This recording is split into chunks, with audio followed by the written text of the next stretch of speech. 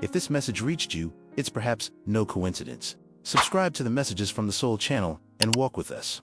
Now, let's talk about something that confuses a lot of people: the difference between rest and laziness.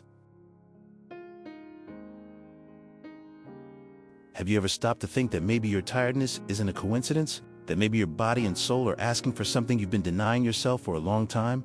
Rest is not a luxury. It's not a prize you win after completely exhausting yourself. Rest is a spiritual, mental, and physical necessity. It's as important as the air you breathe, as the water you drink. Our bodies and minds need breaks to recover, to reorganize, to return to balance. And when we ignore this, when we pretend we can keep going without stopping, what happens?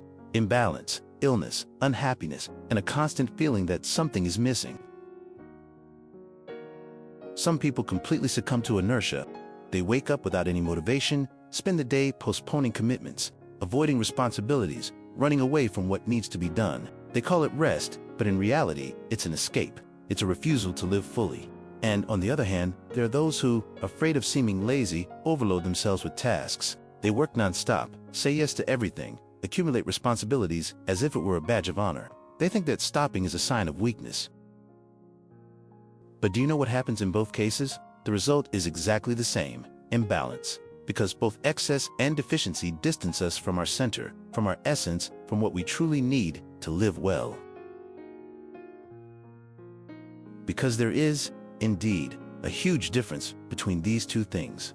And it is precisely in this confusion that the problem lies. The secret is not in choosing one of the extremes. The secret lies in balance, in the middle ground between work and rest, between doing and being, between acting and simply existing. Think about it. How many times have you felt guilty for taking an hour for yourself, for lying down in the middle of the afternoon, for turning off your phone and simply doing nothing?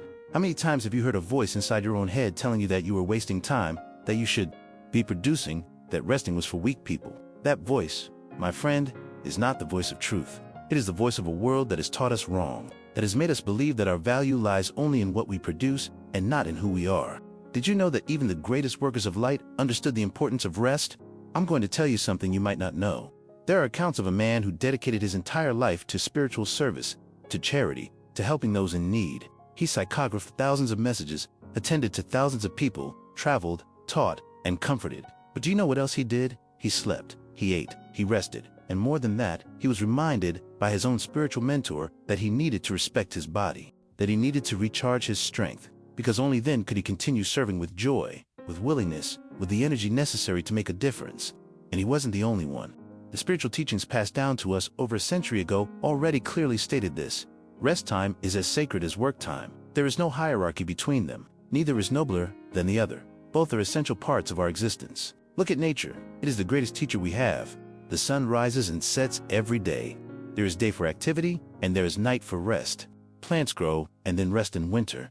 Animals work and then sleep. Everything in divine creation follows this perfect rhythm: activity and rest, movement and stillness.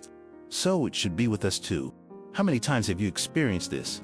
If you'd like, write it below. This is a safe space. Sleeping well is not a luxury. It's a necessity. Eating properly is not an exaggeration. It's self-care. Relaxing the mind, allowing thoughts to calm down, caring for the body with affection and attention, all of this is part of the balance that sustains life. Without this balance, we begin to crumble from within. We may even remain standing, but internally the structure is already compromised. And you know what's even sadder? There are real-life examples of wonderful people who, even while doing good, became so overwhelmed that they left before their time. Dedicated, generous people who gave their all for others, but forgot to take care of themselves. They had the best intentions, but lacked wisdom. Because it's not enough to act with good intentions. You need to act with wisdom. You need to understand that you can't be an empty cup. You can't give what you don't have. If you don't take care of yourself, there comes a point when you no longer have the energy to take care of anyone else. And then, what good is all the good intentions in the world? So today, I want to extend an invitation to you. A simple but powerful invitation. Allow yourself to rest without guilt. Yes, without guilt. Without that feeling that you're doing something wrong, that you're disappointing someone, that you're wasting time.